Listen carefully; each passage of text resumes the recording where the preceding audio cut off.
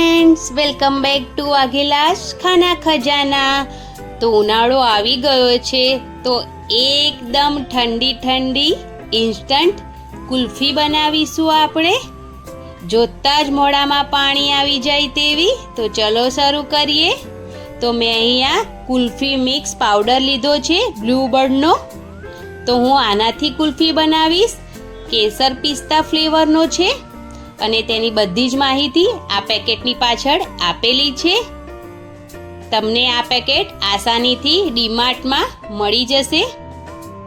તો ચલો પેકેટને આપણે ખોલી લઈએ અને આ કુલ્ફી મિક્સ પાવડરને આપણે એક બાઉલમાં કાઢી લઈશું। ફટાફટ બનીને રેડી થાય છે આની અંદર આપણે ખાંડ પણ નાખવાની જરૂર નથી પડતી। બધું જ આ કુલ્ફી મિક્સની અંદર જ આવી જાય છે। તમે જોઈ શકો છો કે અંદર પિસ્તા પણ છે। તો બસ પાવડરને આપણે એક બાઉલમાં કાઢી લીધો છે।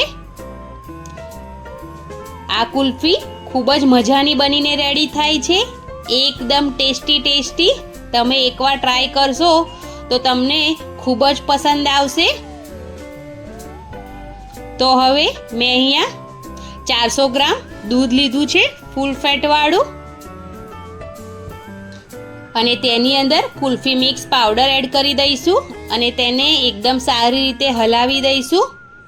આ પ્રોસેસ આપણે ઠંડા દૂધમાં જ કરવાની છે। એકદમ સારી રીતે પાવડરને મિક્સ કરીને પછી જ આપણે ગેસ પર તેને ઉકાળવાનું છે।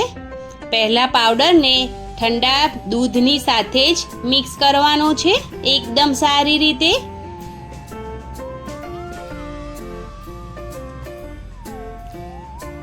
આ ઇન્સ્ટન્ટ કુલ્ફી છે એટલે એકદમ જલ્દીથી બની જાય છે। તો બસ એકદમ સારી રીતે પાવડર અને દૂધ એકબીજા સાથે મિક્સ થઈ ગયું છે।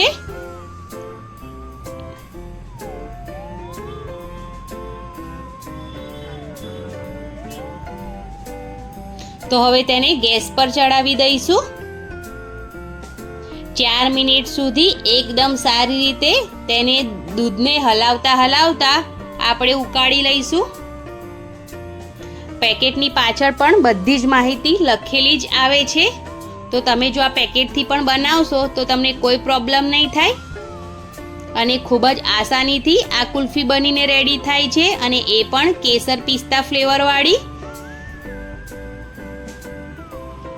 તો બસ દૂધને 4 મિનિટ સુધી આપણે સારી રીતે ઉકાળી લઈશું।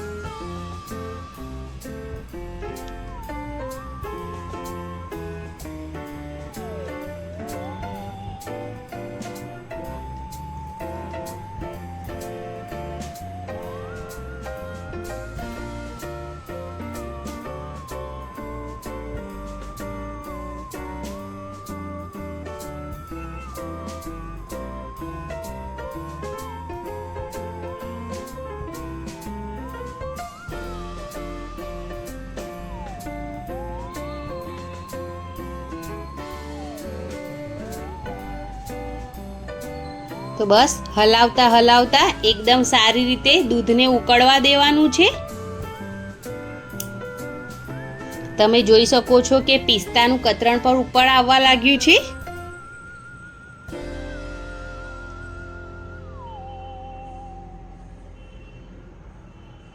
તેને થોડી વારે જરૂરથી મિક્સ કરતા રહેજો જેથી તળિયે ચોંટે નહીં।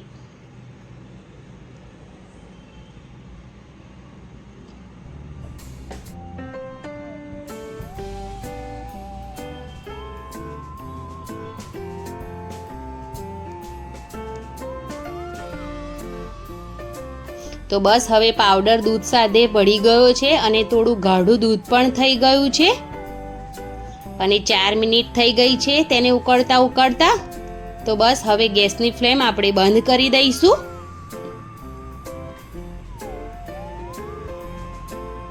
અને તેને ઠંડુ થવા માટે મૂકી દઈશું રૂમ ટેમ્પરેચર પર।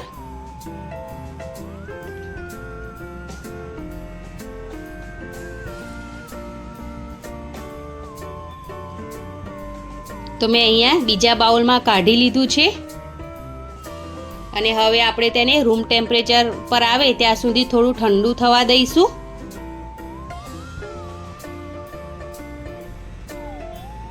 તો બસ હવે ઠંડુ થઈ ગયું છે મિશ્રણ.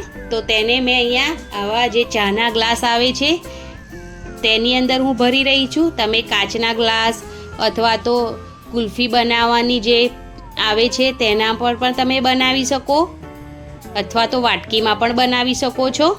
તમારી પાસે જે પણ હોય તેનાથી તમે આ કુલ્ફી બનાવી શકો છો. હું અહીંયા આ ગ્લાસમાં બનાવી રહી છું. તો બધી જ ગ્લાસમાં આપણે આ કુલ્ફી મિશ્રણને ભરી લઈશું. એકદમ સરસ થીક કુલ્ફી થઈ ગઈ છે, જેથી એકદમ ફટાફટ ફ્રીજમાં મૂકીશું તો તૈયાર થઈ જશે આ કુલ્ફી.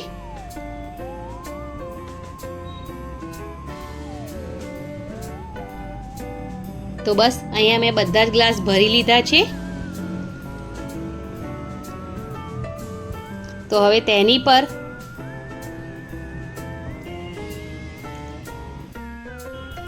સિલ્વર કોઇલ લગાવી દઈશું બધાની પર.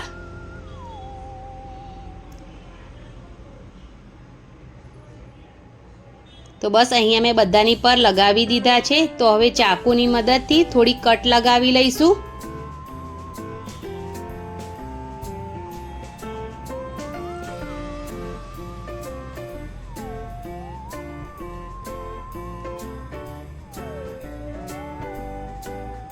તમારી પાસે કુલ્ફીનું મોલ્ડ હોય તો તમે તેમાં પણ બનાવી શકો છો આ કુલ્ફી. તો બસ હવે તેની અંદર આવી જે લાકડીનું સ્ટેન્ડ આવે છે તેને આપણે નાખી દઈશું અને પછી આ કુલ્ફીને 3 થી 4 કલાક જેટલું ફ્રીજમાં મૂકી દઈશું, ડીપ ફ્રીજમાં. તમે તેને આખી રાત પણ રાખી શકો છો.